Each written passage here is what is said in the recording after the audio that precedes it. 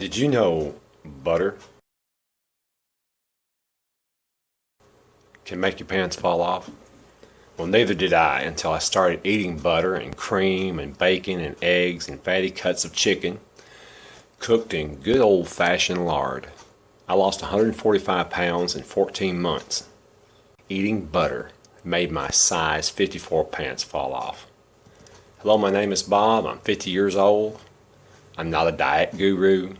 I'm just an average working class guy, and I know my story sounds crazy, but I hope you'll hear me out. If you're fat and sick and hurting, I hope you'll give me a few minutes of your time, because I believe my story could really change your life. Instead of calling this video "Butter Makes Your Pants Fall Off," I almost called it "Sugar Made Me So Fat I Couldn't Sit in a Folding Chair."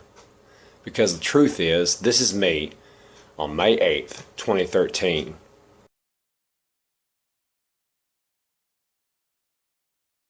I couldn't sit in these fold-down chairs. You know, the type with armrests that are nightmares for fat people? Me and my family had gone to my son's college graduation. The ceremony was held on the floor of a huge gymnasium in Nashville, but we had to sit way up high in the nosebleed section on one of those long, hard, uncomfortable wooden benches, because I was too fat to sit in these chairs close to the ceremony. I want to tell you about how I went from that guy to this. I'm about to tell you something you might not believe at first, but fat does not make you fat. The more fat you eat, the less fat you'll have hanging over your belt. Butter is diet food for people who tend to get fat. And if saying butter is diet food shocks you, I'm going to take it a step further and shock you more. I know butter and cream and bacon and lard are fantastic, health-restoring miracle foods. I lost 100 pounds in 7 months, and another 45 pounds in the 7 months after that, for a total of 145 pounds in 14 months. Eating fat is the best cholesterol medicine. The best heartburn and acid reflux medicine is eating fat. Eating fat is the best joint pain reliever. The best weight loss medicine and the best appetite suppressant is eating fat. And listen, I'm the drug company's worst freaking nightmare. I'm a middle-aged man, and I'm not on any of their pills. I don't smother when I sleep on my back. I don't have acid reflux or heartburn anymore. I don't have cholesterol problems or high blood pressure. I don't get the shakes from sugar going too low. I used to have such severe joint pain and stiffness that I could barely get out of bed in the morning. It was painful to walk. My knees and feet hurt so bad I could only use them by grinning and bearing it. And my hands and shoulders were no picnic either, let me tell you. I used to live on a leave just to make it through the day. But now I don't have joint aches and pains anymore. The drug companies can't sell me their pills anymore. I've been on a high-fat, low-carb diet every day for 16 months. And I want to share some of my numbers with you. I went from 58 inches at my belly on April the 8th, 2013 to 34.5 inches at my belly button today. I just got a blood test on August the 4th, 2014, and here's my results. My fasting glucose was 79, which is great. So I'm certainly not a diabetic. My HDL cholesterol is 48, which is good. My triglycerides are 53, which is fantastic. Listen, a high-fat diet has not clogged my arteries. I went on this diet because I found out why I was fat and sick and hurting from joint pain. It was because I couldn't handle sugar. I'm not saying sugary foods are bad for everyone. Obviously, there are people that handle them quite well. I'm saying they're poison to people like me. Poison to people who tend to get fat. Sugar is a poison to people like me and you if you're fat around the middle. Sugar is a poison, and eating fat is the cure. Listen, and let me tell you something you already know. Fat people handle food differently than thin people. We all know people who are fat, and we say they're fat because they eat too much. But you know, on the other hand, we all know people who eat like horses and they're slim and trim and never gain weight. But you know what? Why don't we say the skinny person is skinny? Because they eat too much. You know, when the fat guy eats too much, it's automatically the reason he's fat. You know, if it's just calories, if getting fat is just a simple math problem, 1 + 1 = 2, then if you eat too much, you ought to get fat. And if you don't eat a lot, you ought to get thin, period. We all know it can't be just calories because some people just don't get fat.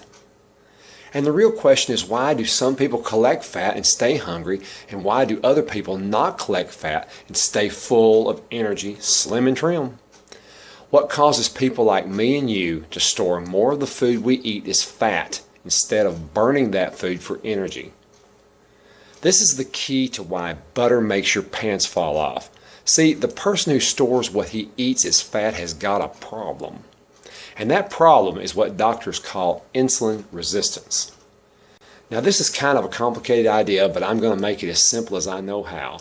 Those of us with insulin resistance make too much insulin when we eat or drink foods that turn into sugar in our body. You know what? If you're fat around the middle, you got a fat belly, you probably have insulin resistance. I say you're probably insulin resistant if you have a big belly, because doctors believe the one thing insulin resistant people have in common is a big belly. They're fat around the middle. And you don't have to be hugely fat. It begins when you start getting bigger in the tummy. The fatter and bigger your belly is, the more insulin resistant you probably are. And the fatter your belly gets, the more insulin you make when you eat carbohydrates. You know, the word carbohydrate is what my grandpa used to call a $2 word. So I'm going to explain that $2 word on my 50-cent education. Carbohydrates are any food or drink that our body turns into sugar as soon as we eat it, like potatoes, corn, sugar, soft drinks, cake, cookies, bread. Here's the problem in a nutshell. Whenever you eat anything with sugar, or anything that your body turns into sugar, in other words, a $2 carbohydrate, your pancreas, everybody's pancreas, skinny, thin, doesn't matter who it is, your pancreas, a little organ right below your liver, releases insulin to keep your blood sugar at a certain level. This is everybody. Insulin is a hormone that your body uses to drive sugar out of your bloodstream and into your muscles to use as energy. And insulin also drives sugar and fat that you eat into your fat cells to store for energy between meals and while you sleep. Insulin is normal and healthy and life-giving, but for people who tend to get fat, we've got this problem called insulin resistance. If you have insulin resistance, and you probably do if you have a fat belly, then when you eat carby, sugary foods, your muscles, your organs, even your fat cells resist the drive of insulin to put more sugar in them. They don't want any more sugar. They refuse accepting any more. It's like your muscles say, no more, no thank you. They resist the drive of insulin to force the sugar into them. And you know, this is dangerous because your body has got to get this sugar out of your blood. It can't stay there or you die. So your pancreas makes more insulin to force these resistant cells to accept the sugar. Now here's the problem. When insulin levels are high in your body, you cannot burn fat. You can't burn the fat you just ate, and you can't burn the fat around your belly for energy. The problem goes even further for the big belly insulin resistant person. The more insulin you release and the longer your insulin level stays up, the more of the food you just ate is locked up in your fat and can't be burned as energy. You just ate a big bowl of cereal, but your muscles are insulin resistant. So you made too much insulin to force the sugar into your muscles. This high insulin locks a big part of this cereal up in your fat cells. In other words, your fat belly stole your breakfast, and if it steals a part of your breakfast, you know what? It leaves you hungry. If you're still hungry after eating, you know what you'll do? You'll eat more. You'll eat more to make up for the cereal your fat cells are holding on to. And if you eat a snack cake and a soft drink between meals to make up for this cereal that your fat cells stole from you because you're still hungry, you're just going to spike your insulin again, keeping your fat locked up even longer so you can't burn the fat in your belly between meals. For the thin, skinny person, it's a different situation. His insulin goes up, his muscles accept that sugar, they don't resist it, and this energy makes him feel good, and he stores whatever extra calories he ate in his fat cells temporarily. Then his insulin level goes down, and he'll burn the fat that he stored in his fat cells between meals and while he sleeps. He feels good, he doesn't gain weight. For the thin guy, everything's normal and cool. But for you, eating a high sugar meal is a problem because your insulin levels go higher and last longer than the skinny guys. You got a big belly, you're insulin resistant, you produce too much insulin. When your insulin is high, the burning of fat in your body is shut down. This makes sense because if the body is burning fat, it doesn't need to burn the sugar you just ate for energy. So insulin shuts down the burning of fat to help clear the sugar out of the blood faster. High insulin levels store food as fat and shuts off the burning of fat. When the person who tends to get fat eats sugary foods, their insulin is higher and lasts longer than the thin person. You can't burn fat, and because you can't burn part of what you just ate, then you're left still hungry and with less energy, so you're also tired. Now you know what happens when insulin is high. Now I want to tell you what happens when insulin is low. Without insulin, it's almost impossible to store calories as fat. Without insulin, your fat cells start releasing the fat they've stored to be used as energy. We can see this in the type 1 insulin-dependent diabetics. In the days before insulin could be manufactured and put in shot form, being diagnosed with this type of diabetes was a death sentence. One of the first signs that a person had this disease is they start losing a lot of weight, even while eating normal amounts of food. Without enough insulin, they can no longer use the sugary, starchy foods they ate for energy. And they can no longer store extra calories and fat. Insulin puts sugar into muscles and fat and keeps the body from burning fat. Without insulin, they quickly release so much fat from their fat cells that they overwhelm their system. Without insulin, it's nearly impossible to store fat, and without insulin, your body releases the fat you have stored to burn for energy. Another example of low insulin is people who are starving or fasting for a long time. Listen, when there's no food, insulin is very low. People quickly lose their fat. You can see an example of this, starving or fasting, when you watch these people on these Survivor TV shows. These people might lose 25 to 30 pounds in a few weeks when they don't have anything to eat. The interesting question is this, and what I'm about to say is key to understanding why butter makes your clothes fall off. If you don't have any food, what does the body eat? What does your body eat when you, as a person, can't eat? In other words, you're not putting anything in your mouth, no food in your mouth, but the body itself has to have constant energy or it would die immediately. So what does the starving body eat when there's no food? It eats fat. It eats its own fat. Its own fat stored around its belly and butt and chinny chin chins. When you're starving, your own belly fat supplies 85% of your energy needs. The interesting thing about starvation and fasting is this. What is the one type of food the starving and fasting person is really doing without? Of course, they're not eating food, but their body is eating still. The starving body isn't doing without fat. They're eating their own fat. And they're not doing without protein either, because their body breaks down their own tissues for protein. The only thing these people are really doing without is carbohydrates. This is what's so funny to me when people say eating a high-fat diet is dangerous.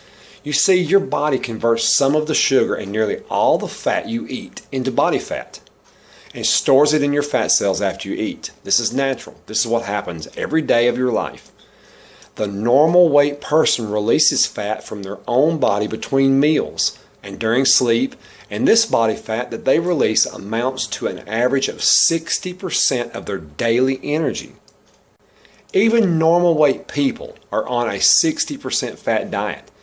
Everyone is living on this high fat diet and doesn't know it. Listen, even if you go on a low fat, low calorie diet, while you're on that diet and you're losing weight, if you count the amount of fat that your body's releasing as you lose weight as a part of the food that you're eating, which it really is, even people on a low fat, low calorie diet are really on a high fat, high calorie diet. You know, our bodies eat this fat and it adds up to 60% of the energy we use each day. You know, even vegans and vegetarians who would rather die than eat an animal, even these vegans are eating their own human animal fat between meals and while they sleep. Human animal fat produced by their own body from all the bananas they've been eating. This living on fat is normal, and if your body does it right, you will not be fat. But with those of us who are insulin resistant, it is our high insulin levels which block us from burning this fat at a rate that would allow us to remain slim. You know, I don't want to get too technical, and we can do it in some other video, but people who are obese, they have a problem burning fat. Anyway, there's just something about us that causes us to have a problem burning fat. Skinny people burn fat easy. So that's just a little aside, and we'll do a video on that sometime in the future. So when you starve or you fast, you're really just doing without carbs, and you're eating somewhere around 85% of calories from your own fat. Now look at this. I want you to look at this breakfast. This bacon, egg, and butter meal is made out of the same type of food my body would be eating if I was starving. This meal, along with the coffee and the heavy cream in this coffee, amounts to a high-fat diet. 80% of the calories you see here are fat calories. It's low in carbs, so my insulin response will be low. When I used to eat cereal, my insulin was high. The burning of fat would be shut down, which would cause my fat belly to steal part of my breakfast. You know, if I have something and you take it and hold it and don't let me use it, you've stolen my stuff. If you eat and some of that food is kept in storage by high insulin levels, then you can't use it for energy. Then your fat belly has stolen your breakfast. And if your breakfast has been stolen, you'll still be hungry. But with the bacon, eggs, and butter, my insulin is kept low. I get to use those calories for energy. I get to use the fat I've already got stored in my belly. I'm eating plenty of protein, so I'm not breaking down my muscles and destroying my organs. You know, with low insulin, my body is free to burn my fat for energy. I won't be left hungry because keeping insulin low keeps the flow of energy from my fat belly wide open. Listen, this is not something I read in the book, although I did learn it from a book. What I'm about to tell you is something that I live every day. I live this life. It's not what I read in the book. I live every day with complete control over my appetite because my fat is not locked up by high insulin levels. Getting to use these calories gives me energy all the time. And even better, I have control without using willpower or struggling at all. Listen, willpower is great. And if you can exercise that willpower, that's fantastic. But willpower cannot forever overcome human biology. You've got to get the help of your human biology to assist your willpower if you want long-term success. Eating stuff like this will keep you in a fat-releasing mode instead of a fat-storing mode. Listen, your body is designed to release fat when insulin is low. When you eat fat, you're keeping your insulin low, and you're going to get to use those fat calories to burn as energy. And you're going to get to use the calories already stored in your fat to tide you over between meals and while you sleep. You'll notice your appetite going way down and your energy level going way up as long as you keep your insulin low by not eating, or even worse, drinking carbs. The key to why butter makes your pants fall off is this: when you replace the carbs you took out of your diet and you add back fat, it keeps you satisfied. It reduces your appetite. It gives you control over your appetite for the first time in your life. Without carbs spiking a high insulin response, fat will give you appetite control like you would not believe until you experience yourself. You know, it's the one thing people always tell me when they go on this diet, and this is how I know they're really doing the diet right. They always say how they have control over their appetite for the first time in years. Sometimes they forget to eat and think back, did I eat? I experience this all the time. Not only that, but you can go hours and hours without eating. You'll start burning the fat in your belly instead of storing more of it. This will reduce your insulin resistance. Your fat belly won't steal your breakfast. You'll be able to eat and use that energy, and the energy being released from your fat belly to live your life with very little hunger. You won't have to eat more later to make up for the food your fat cells stole from you. You'll start feeling better and having more energy. You'll break the vicious cycle by directly attacking the root of the problem, which is too much insulin. Listen, you've been struggling with this hunger problem your whole life. Struggling with food and an out-of-control appetite your whole life. The best thing to do is to attack the problem where it lives. You've got an insulin problem. Stop the insulin problem. I'm going to say that again. Stop the insulin problem. Your body produces insulin when you eat carbs. Now listen, it produces insulin when you eat too much protein, and I know there's a lot of other reasons. But you know, for most big, heavy people, the problem is carbs. And for all you food police people out there that want to argue with me that there's other things that spike insulin, that's fine. I know that's true, and everybody knows that's true, but guess what? It doesn't matter to the person that's heavy. What's causing their problem is eating too many carbs. When you eliminate the problem, high insulin caused by too much sugary foods and drinks, you attack and defeat the root cause of your fat collecting problem. And the root cause of your appetite control problem. Listen, when you eat eggs and bacon instead of cereal, then you stop your fat cells from stealing your breakfast. You know, the first thing I always hear from people when I tell them about this diet is, you mean I gotta give up my potatoes and bread? I gotta quit drinking soft drinks? Yeah, you've gotta give them up. The reason you gotta give them up is you've got a carbohydrate problem. You can't handle the sugar. You can't handle the sugar that's in those things. You make too much insulin when you eat them. Will you be able to handle it when you lose your weight? You might be able to. Maybe. Maybe not. Depends on how much damage you've done to your system over the years. You'll probably never be able to eat like you did when you were young again. I've been able to add back some potatoes to my food since I've lost the weight, but I've not added back the flour and sugar, and I never will, because, and that's a subject for future videos, because I like being slim and pain-free, and I don't like my guts to hurt. But I want to turn the question around. Are you really giving up potatoes and bread and snack cakes and soft drinks? Or are you giving up a big belly, giving up 50 extra pounds, 100 extra pounds, 150 extra pounds? Are you giving up arthritis? I did. Are you giving up acid reflux and heartburn? I did. Are you giving up sleep apnea and nighttime breathing mask? I never had that, but I had trouble sleeping on my back. Are you giving up a couple $100 of prescription drugs every month? Or a lot of money on over-the-counter pain relievers every month? Are you giving up dying 20 years sooner than you should, or feeling like death when you're still alive? Are you giving up not being able to play with your kids and grandkids because you're too fat? Are you giving up not being able to sit in a chair?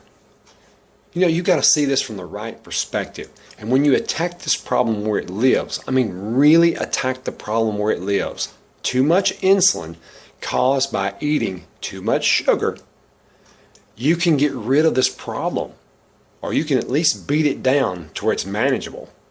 Listen, this is not a casual problem you got. It's really not weight. Weight is the cosmetic thing that you see, but the real problem is what's going on inside your body. Weight's important, but insulin resistance is really associated with some really nasty, expensive, life-shortening and life-destroying diseases. Insulin resistance is at the root of heart disease, stroke, angina, diabetes, high blood pressure, high cholesterol, high triglycerides, joint pain, osteoarthritis, polycystic ovarian syndrome, which is the cause of irregular periods in women, and pelvic pain and cysts on their ovaries. You know, high insulin levels or insulin resistance is associated with several types of cancer.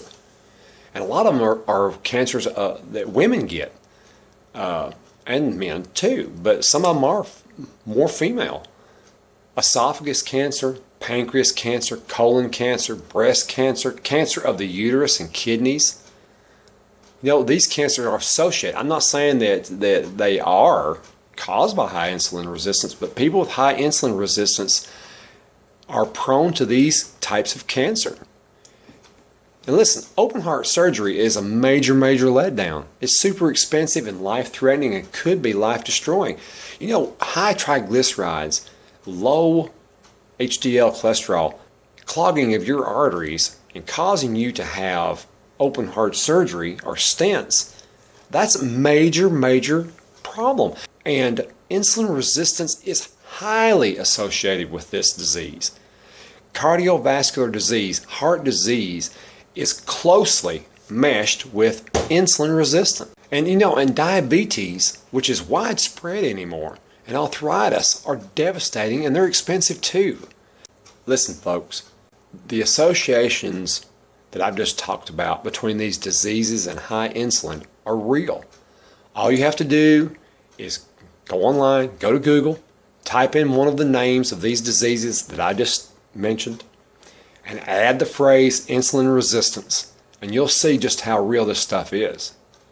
So if you have a big belly, and if you have insulin resistance, this is serious business. So are you giving up potatoes and bread and soft drinks and snack cake? Or are you giving up these diseases that are going to rob you of the enjoyment of your middle-aged years and old age? You know, you got to decide which one you want more. Cakes and candy, potatoes and bread, or playing with the kids and grandkids, staying off expensive medicines and being slim and healthy. Now look below this video. I've got a bunch of notes for recommendations of great books, videos, and websites that can help you learn all you need to know about this diet. I want to thank you for listening, and if you think this video will help someone you know or help yourself, please share it with other people if you think it will help.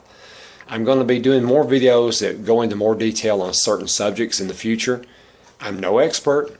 I'm just a regular guy trying to learn this stuff and maybe translate it into a way that I can understand it. And I feel like if I can translate it in a way that I can understand it, then most other people can understand it too. Thank you for listening, and I hope I've helped you. Goodbye.